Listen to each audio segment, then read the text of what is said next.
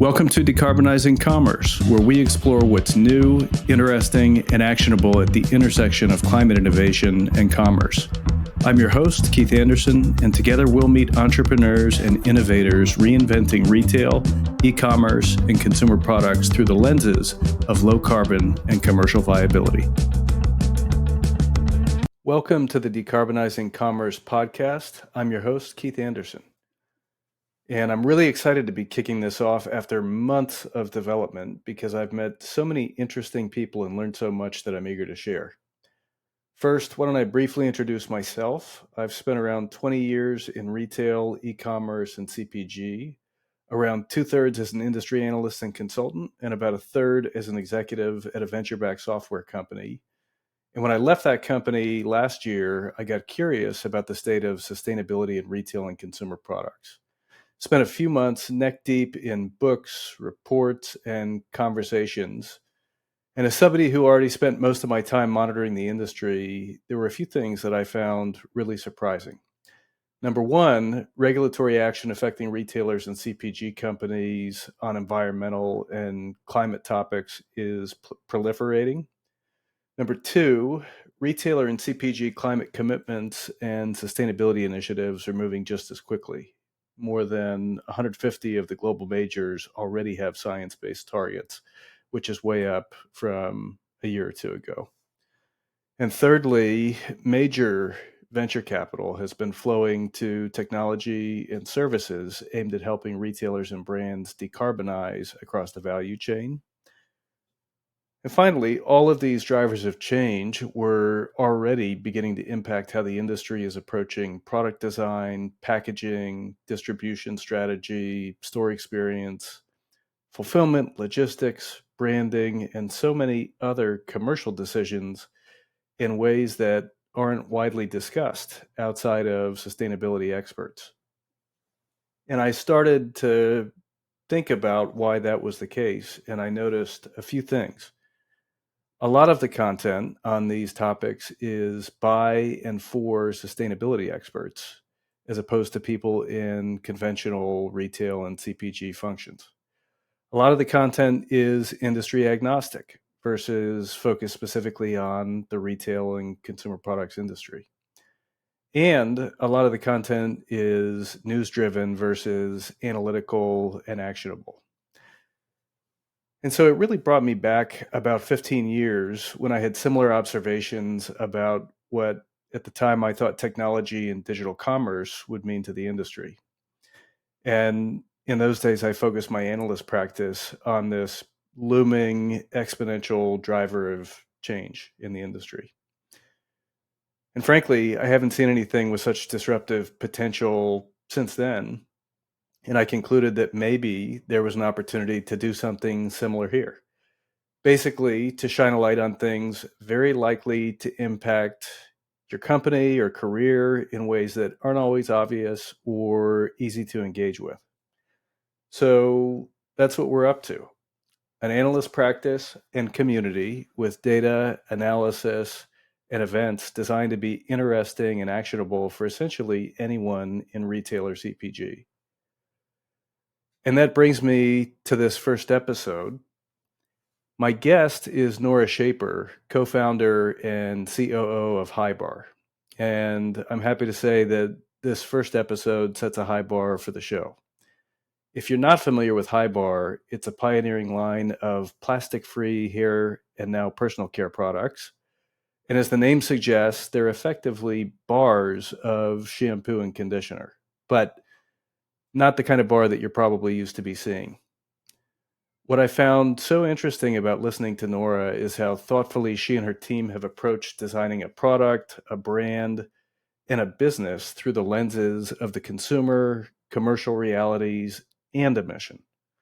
You'll hear about why HiBAR made the choice to handle manufacturing in-house, why the product looks the way it does, why concentrated products often work better for many people than the alternatives, how HiBAR's packaging competes at the shelf, how the team is educating shoppers and retailers about an emerging product form, and much more.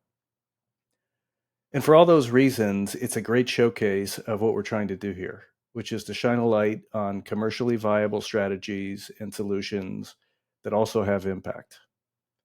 I hope you enjoy hearing from Nora as much as I did and that you stick with us as we meet more people like her.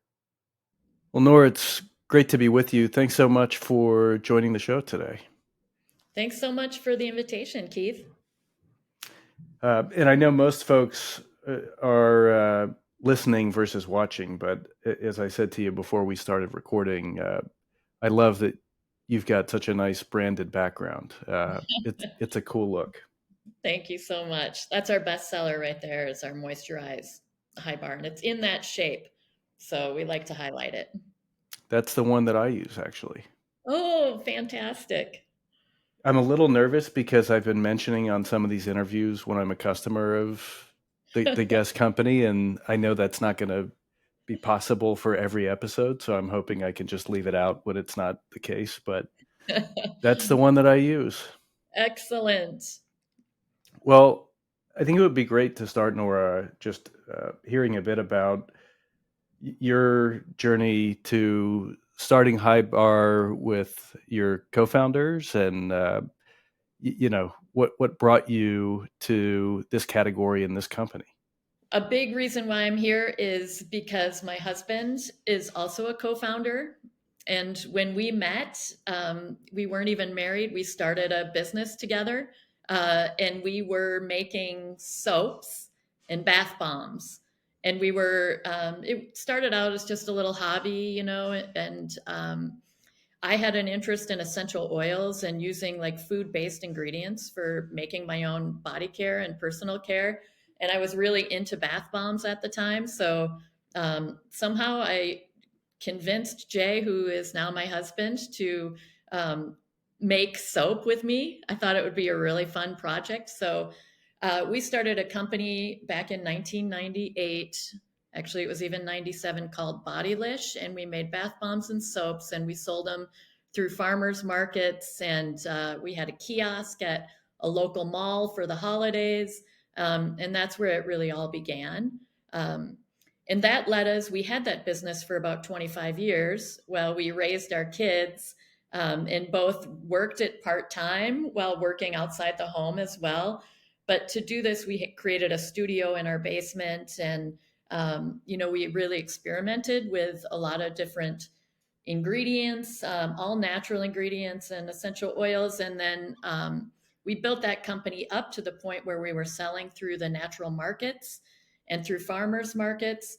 And so I had established relationships with local buyers. I don't know how well you know the Twin Cities, Minnesota Twin Cities area, but there are a ton of farmers markets and a ton of co-ops. We're in a really great place for healthy natural food. So we did that for about 20 years. And we had kids at a unique school in town. It's a Waldorf focused school, so a different approach to learning. And at that school, we became friends with our who is now our CEO and also partner. And he had a previous business making pet food, but he had patents on the process and he'd figure out manufacturing. And then he built that company up and sold it. And I'd heard that he'd sold it and I knew what a smart man he was. So I literally cornered him in the school parking lot the next day. And I said, "Hey, Ward, I heard you sold your business. Will you consult with me and Jay?" So he said yes. And he came over to our house where we had our studio. And he said, the first thing he asked us is, "What's your why?" And we said, "We think we can make all these products without a plastic packaging. Nothing needs a plastic package. Let's reformulate stuff and figure out how to do that." And he just got a look on his face like, I need to be part of that. So we banded together. Jay and I actually were doing two businesses for about a year.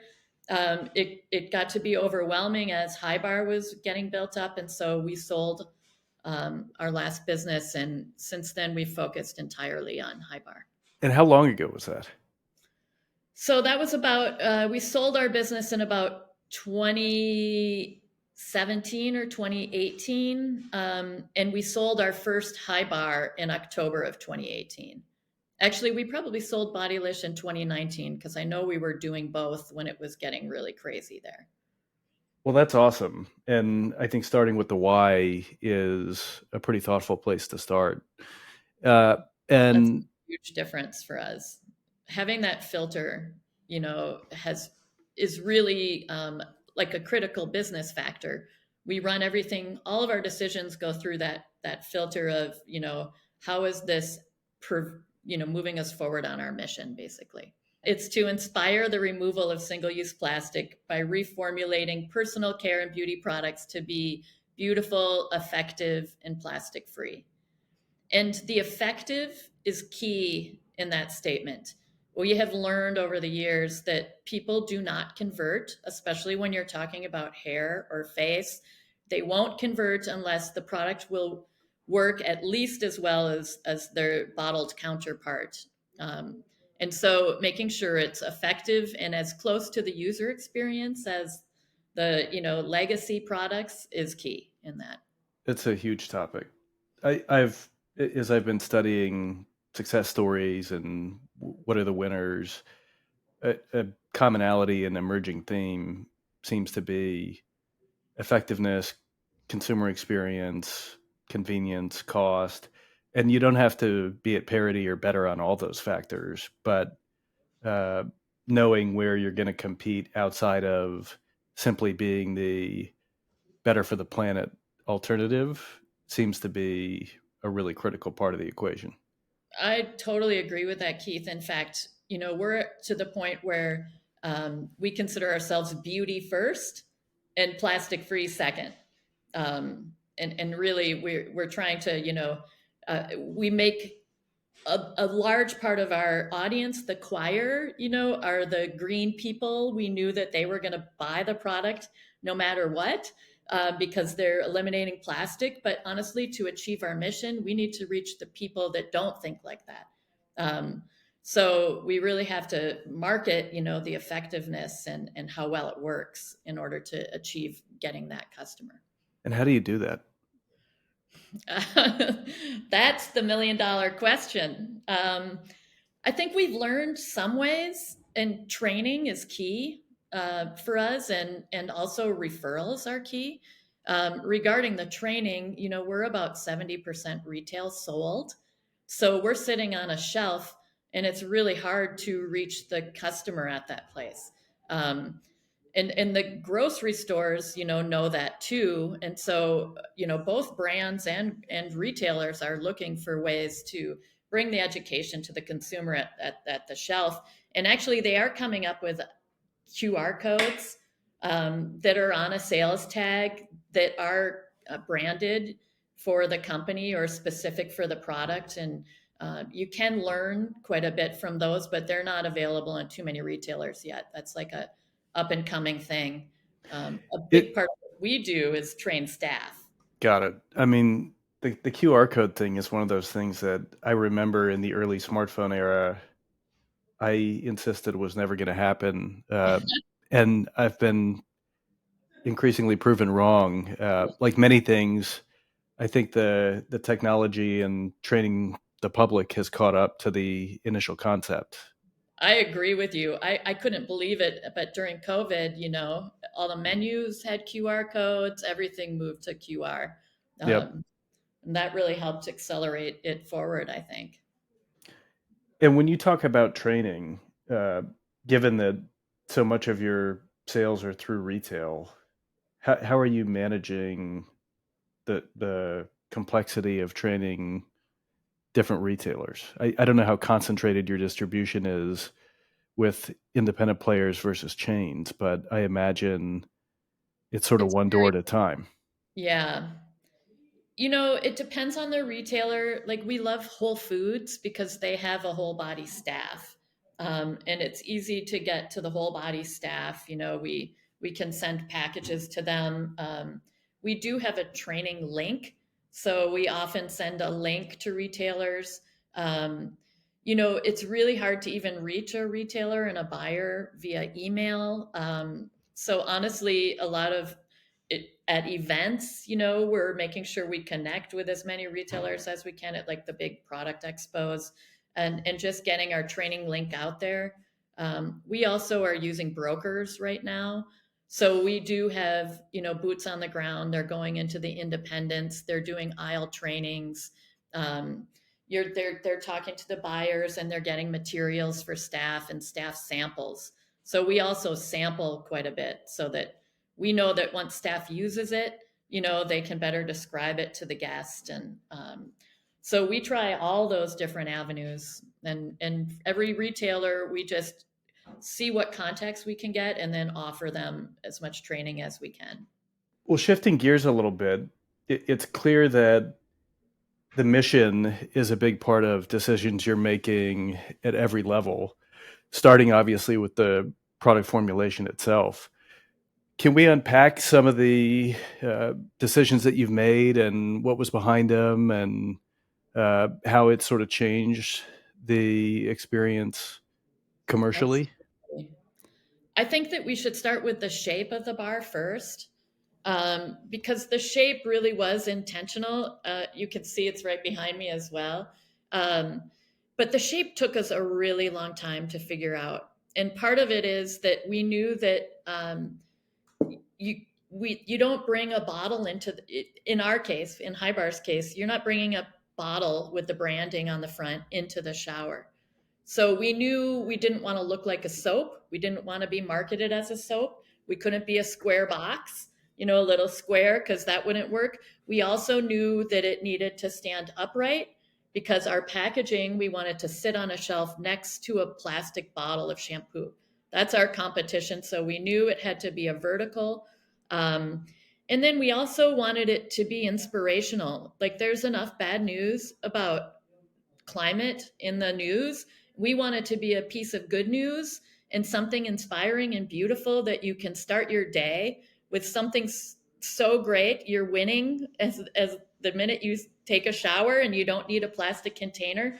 You've already solved one problem, for the day, and you look great. You have great hair because it works so well.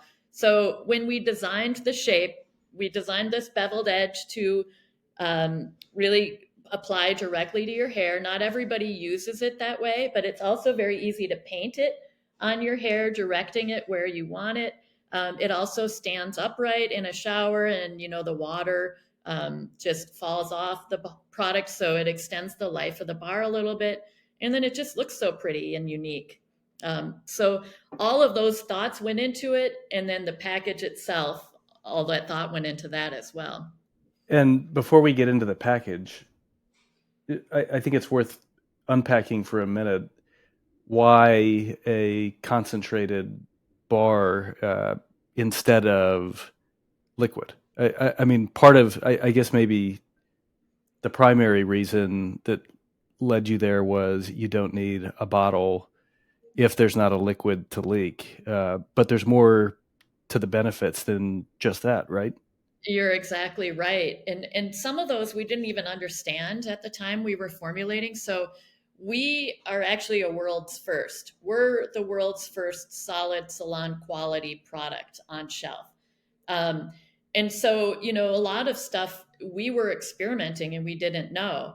But what we did is that we formulated this, and my husband, Jay, is our formulator.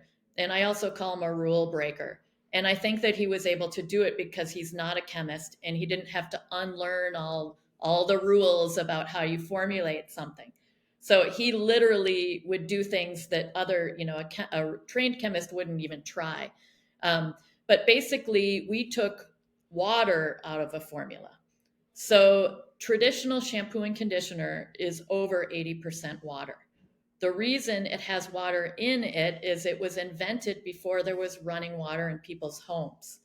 So the convenience of adding water so you could wash your hair at home, they added the water right in there. So that was, many, many years ago. And now we have running water in our homes, and we don't need to ship water across the country. You have water in your shower. So by taking water out of the product, it's 100% effective ingredient that you're applying directly to your hair. So especially in the case of our conditioner, it's ionic, which means it attracts and it sticks to your hair and it flattens your hair shafts. and it actually works better than watered down conditioner. The trick is that people don't understand, that it's not as it doesn't drown your hair like a typical conditioner would, and so the experience is a little different, and you have to work with it a couple of times. Sure. But the shampoo being concentrated has made it so that your hair stays clean longer. You don't need to use as much shampoo. You just need a little bit and it suds right up. And then you don't need to shampoo. It extends how many days between. And then we've also heard hair health is improving and people are eliminating additional products from their routine that come in plastic bottles. So by switching to this and hair health improving, it's actually eliminating even more plastic. That's amazing.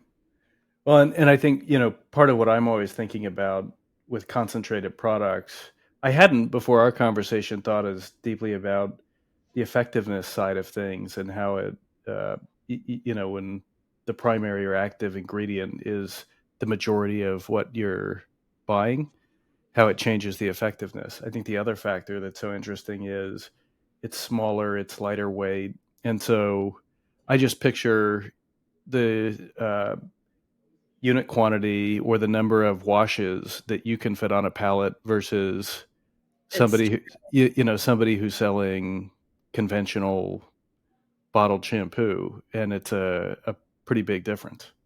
Yes, absolutely. One of the things I'm just going to grab a box so I can show you. Of course, I have products all over in here, but we also this is the boxed product, Hmm. and this is our volumized formula. But they ship like this. We put them together. They nestle together. They are in a box that fits it exactly. The mailing label closes the box, and you need no filler and no tape when you're So shipping out. if you're only listening and not watching, the packages are triangular. So the flat side is the base that they stand on, and they taper to a point as you go up. And what Nora was showing us was you can stack them, face them different ways and stack them, and they form a rectangle. So because of the thoughtful design of the eaches, when you pack them for shipping, you get even more space efficiency. And I know we're going to talk about Amazon, but one of the other big topics in our work is Compact by Design at Amazon, which is a program they introduced to really incentivize and encourage choices like these about minimizing the amount of water and air that is flowing through their system around the world. And I think you just shared some pretty interesting examples of what that can look like.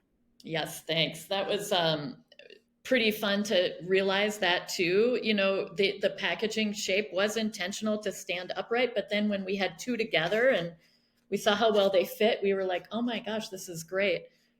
So again, the mission led us down the right path. What about decisions about production and manufacturing? And I know there's more to the packaging decisions too. A lot of that, the like ingredient components. So we know that, our product is inspiring a healthy movement. And so we're very careful also about our ingredients and the safety, both for humans and planet. So we do scour ingredients. We make sure we're using natural ingredients.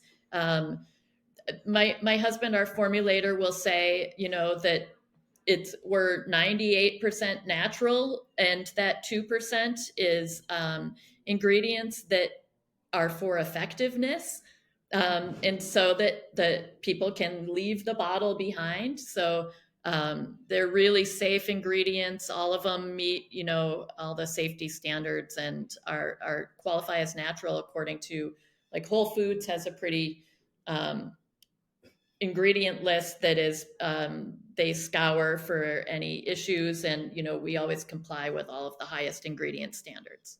And are you doing manufacturing yourselves or? We are, and really, we got into that. We did intend that we could possibly, be a marketing and sales agency where we could just eliminate plastic and talk about a product and have somebody else make it.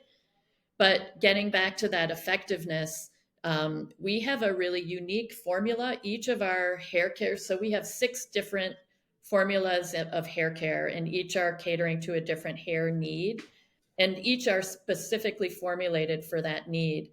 And so as we're formulating, that it has to be that effectiveness.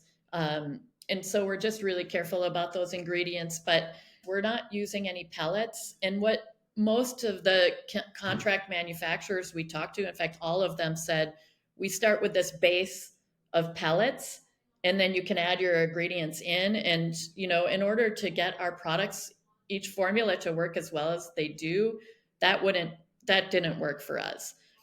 So we had to bring in our own manufacturing, and honestly, the unique shape makes it a challenge.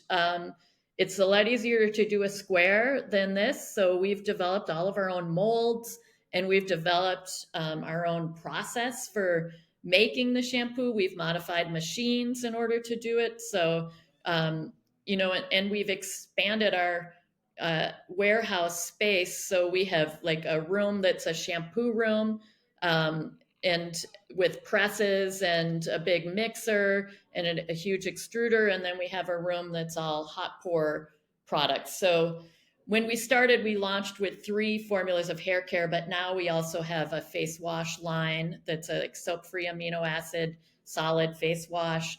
And then we also have a line of deodorants and a push-up applicator, paper applicator that's compostable. So we've expanded our product line to eliminate more plastic. And so now we have 3 spaces. One space is fulfillment, one space is shampoo, and one space is hot pour. And are you fulfilling yourself also? We are, yes. Yep. We have about 25 employees in St. Paul, Minnesota, and about 11,000 square feet manufacturing space. Yep. I think I saw a job posting for a fulfillment assistant and fulfillment assistant / plastic detester or something. Despiser. Yeah. It made me laugh when I saw it. Well, and I guess going even Nice. beyond the primary packaging into secondary packaging and some of what you're able to do, because you're not only in-housing manufacturing, but in-housing fulfillment. What are some of the things you've done to eliminate waste and Yes. emissions in that area? Well, one thing that I love to talk about it is how we have the entire team motivated on the mission, because we do bonus at the end of the year based on how much plastic we remove. So everybody is really motivated to help move that along. But in addition to that, we have modified our box sealer. So that's the machine we use to seal all of our boxes to accommodate water activated tape. So we're not using any plastic tape. We had to modify it so that it has a tank of water, and every tape that goes through gets wet and then it sticks onto the box easier.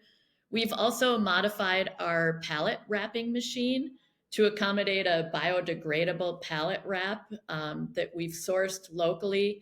And we put a big note on there saying that this is biodegradable. So please compost this when it arrives at the other end.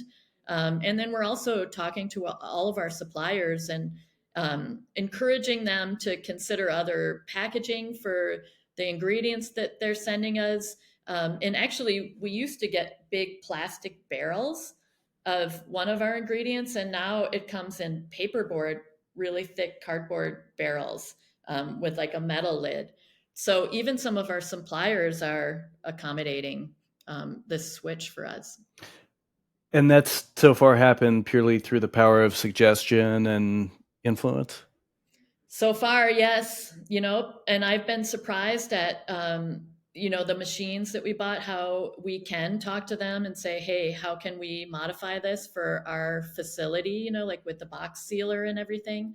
But it has been at our suggestion, and we're hoping that, more and more companies are going to be going this way. Yeah, I ask about suggestion versus requirement only because as more and more, typically, big retailers and brands are making net zero commitments and increasingly including scope 3 emissions in those commitments. they're having to influence both upstream and downstream choices, and many Mm-hmm. of them have done it through voluntary reporting and requests. But more and more, I'm seeing companies saying this is actually going to become a factor in how we select suppliers. Or even one big brand just disclosed it's going to become a factor in their M&A targets, Wow. because they're going to inherit the historical emissions of any company they acquire. So it's just always interesting to me to That's hear about how interesting. anyone with leverage, either over their supplier base, or as you're doing sort of downstream by encouraging your customers how to dispose of packaging, after use. That's No, an we increasingly interesting also topic. we've said no. Like, Urban Outfitters approached us and said, "We'd love to sell your product, but you have to ship it to us in a poly bag, which is a plastic bag." And we said, "No, we can't. That goes counter to our mission." And so they did make an exception for us. So, we can change the world if we just ask sometimes. Hmm. But it is a little scary when you're a business and you want the business and you're saying no to people. But no is actually good business in a lot of ways. Hey, folks, this is the part of the show where we say thank you and see you soon to the general audience, plus and higher tier members of decarbonize.co. Stay tuned for the rest of the episode.